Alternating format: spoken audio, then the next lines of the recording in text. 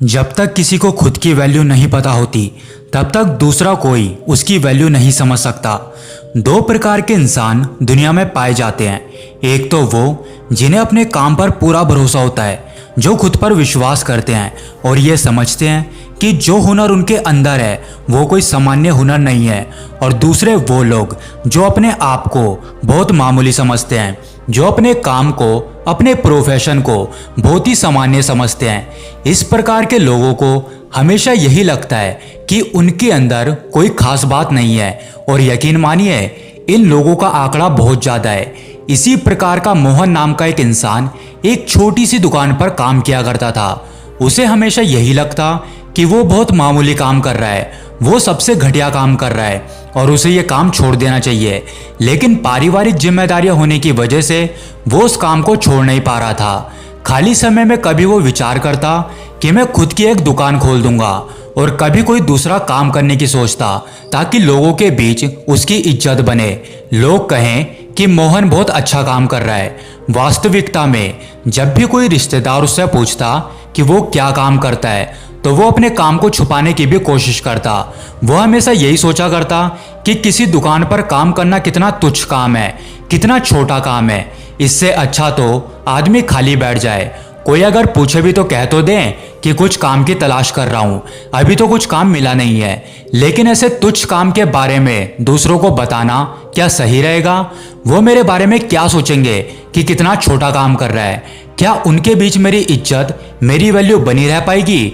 ऐसे विचार मन में बार बार आने की वजह से वो अक्सर तनाव में भी रहने लगा था। दुकान पर काम करने के उसे बहुत ही कम पैसे मिलते थे, जिससे वो अपने बीवी बच्चों की जरूरतों को भी पूरा नहीं कर पाता था।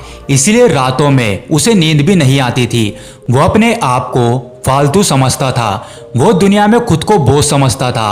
वो कभी कभी आत्महत्या करने के भी विचार करता। एक दिन मोहन दुकान पर अकेला काम कर रहा था। उसका मालिक कहीं बाहर गया हुआ था।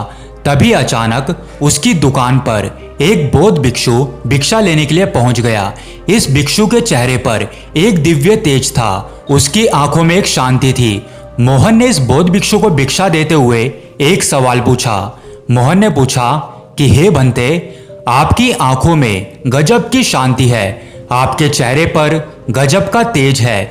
आपने जिस प्रेम से मुझसे भिक्षा मांगी है तो उससे स्पष्ट होता है कि आपकी वाणी भी बहुत प्रेमपूर्ण है। लेकिन हर कोई आपकी तरह दयालु और प्रेमपूर्ण नहीं होता।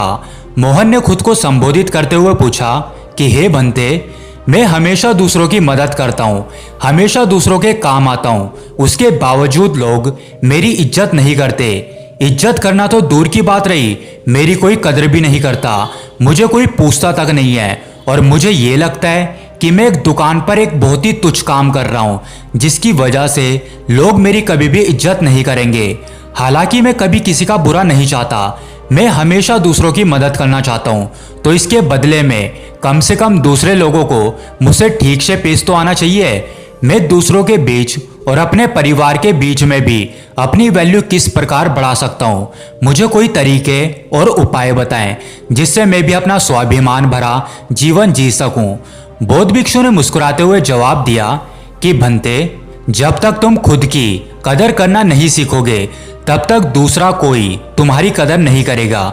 जब तक तुम खुद ही अपने काम को तुच्छ और छोटा समझते रहोगे तो दूसरे लोगों को क्या पड़ी है कि वो तुम्हें महान समझें, तुम्हारे काम को ऊंचा समझे। भिक्षु ने अपनी बात आगे बढ़ाते हुए कहा कि ऐसा नहीं है कि हमें हर घर से भिक्षा मिल जाती हो, लेकिन जो कुछ भी हमें मिलता है उसके लिए हमारे मन में एक धन्यवाद का भाव होता है।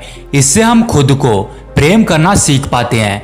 जब तक हम अपने आप को और अपनी किस्मत को कोसते रहेंगे तब तक हम अपने आप से कभी भी प्रेम नहीं कर पाएंगे। हम खुद को प्रेम तभी कर पाएंगे जब हम अपने आप को किस्मत वाला समझेंगे।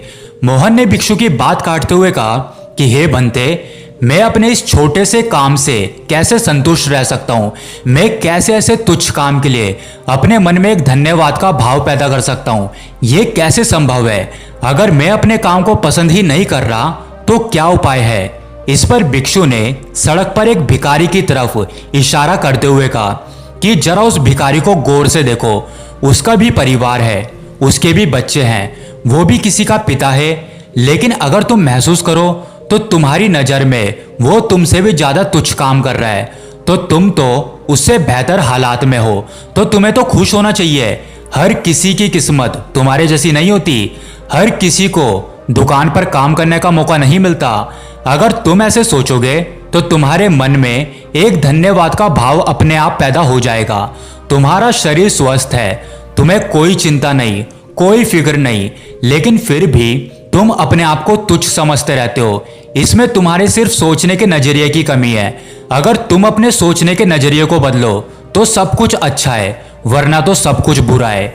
एक बार तुम खुद से प्यार करना सीख जाओ, प्रेम करना सीख जाओ, उसके बाद तुम्हारा खुद पर विश्वास बढ़ जाएगा।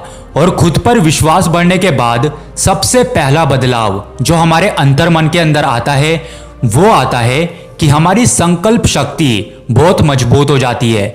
खुद से प्रेम यानी कि खुद पर विश्वास बढ़ना, और विश्वास बढ़ना मतलब हमारी संकल्प शक्ति मजबूत होना। मजबूत संकल्प शक्ति एक लीडर का, एक नेता का गुण होता है। जब दूसरे लोग जो आज तुम्हारी निंदा करते हैं, जब कल ये देखेंगे कि ये आदमी जो काम अपने हाथ में लेता है उसे पूरा करके ही दम लेता है, तो अपने आप उनकी नजरों में आपकी इज्जत बढ़ने लगेगी, आपकी वैल्यू बनने लगेगी। भिक्षु ने मोहन को सावधान करते हुए अपना अगला तरीका बताया, जिससे दूसरों की नजरों में अपनी वैल्यू बढ़ाई जा सके। उन्होंने कहा कि अच्छाई करना, दूसरों की भलाई करना अच्छी बात है, लेकिन हर समय अगर आप किसी के लिए मौजूद रहेंगे तो वो आपकी जरूरत कभी समझ ही नहीं पाएगा। कोई आपको गंभीरता से नहीं लेगा।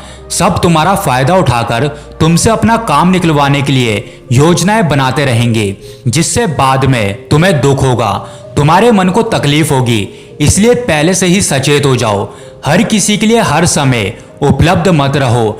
जो हमारे करीबी हैं, हमारे अपने हैं, उनके लिए हमेशा मौजूद रहो, लेकिन दूसरों को अपनी जरूरत महसूस कराओ।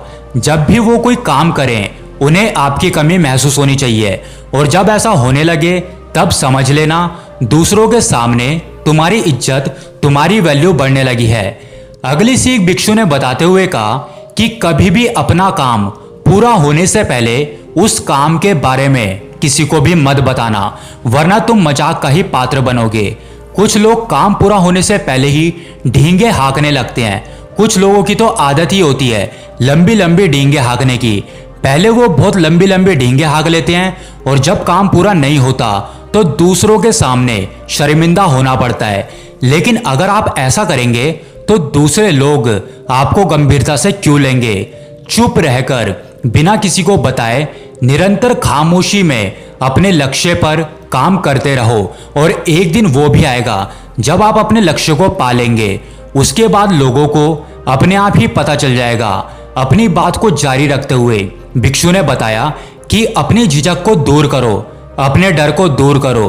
अपनी झिझक और अपना डर दूर करने का सिर्फ एक ही तरीका है कि तुम उसका सामना करो। अगर अनजान लोगों से बात करने में हिचकिचाहट होती है तो उनसे जबरदस्ती बात करने का अभिनय करो, और अभिनय करते करते एक दिन वो भी आएगा जब आपको किसी से कोई झिझक नहीं रहेगी। आप किसी भी अनजान आदमी से बेधड़क बात कर पाओगे। जब दूसरों के सामने बिना किसी डर और बिना किसी झिझक के आप अपने विचार रखेंगे तो दूसरे लोग आपकी स्पष्टता की, आपकी निर्भीकता की अपने मन में तो जरूर तारीफ करेंगे। भिक्षु ने मोहन को सावधान करते हुए कहा कि याद रखना, घमंड यानी कि अहंकार की तलवार बहुत भारी होती है। वो कब तुम्हारी गर्दन काटेगी तुम्हें पता भी नहीं चलेगा। बौद्धिक जीवन में कुछ उपलब्धियां हासिल करने के बाद कुछ लोगों को अहंकार हो जाता है। हो सकता है वो अहंकार आपको नजर ना आए, लेकिन दूसरों को वो अहंकार महसूस हो जाता है। इसीलिए जब तक आप सामने रहेंगे तो आपके होने की वजह से वो आपकी इज्जत करेंगे, आपके सामने आपकी बड़ाई करेंगे, लेकिन आपके पीछे से वो आपको अहंकारी और घमंडी बताने लगेंगे। इसीलिए खुद का निरीक्षण करते रहें। कोई उपलब्धि हासिल करने के बाद हम अहंकार से तो नहीं भर गए, कहीं हम अपने से छोटे ओहदे वालों के साथ गलत तरीके से तो पेश नहीं आ रहे। इस बात का निरीक्षण आध्यात्मिक उन्नति के लिए बहुत जरूरी होता है, क्योंकि आध्यात्मिक उन्नति में आदमी का अहंकार या घमंड ही सबसे बड़ा रोग होता है। अपनी बात समाप्त करते हुए भिक्षु ने आखिर में कहा कि हम सब लोग समाज में रहते हैं, हम सब सामाजिक हैं, इसलिए समाज के लोगों के साथ वक्त बिताना, उनकी मदद करना, उनके सामने अच्छे से पेश आना, ये सब बातें समाज के सामने तुम्हें एक बहुत ही इज्जतदार इंसान के तौर पर पेश करते हैं। इसलिए अपने समाज से, अपने समाज के लोगों से हमेशा जुड़े रहो, कुछ ना कुछ वक्त उन्हें जरूर दो। आखिर में अपना भिक्षा का पात्र संभालते हुए बौद्ध भिक्षु ने मोहन से जाने के लिए आज्ञा मांगी। इसी के साथ मोहन को भी अपने सवालों के जवाब मिल चुके थे और मैं आशा करता हूं कि आप भी इस कहानी के माध्यम से बहुत कुछ सीख गए होंगे। धन्यवाद।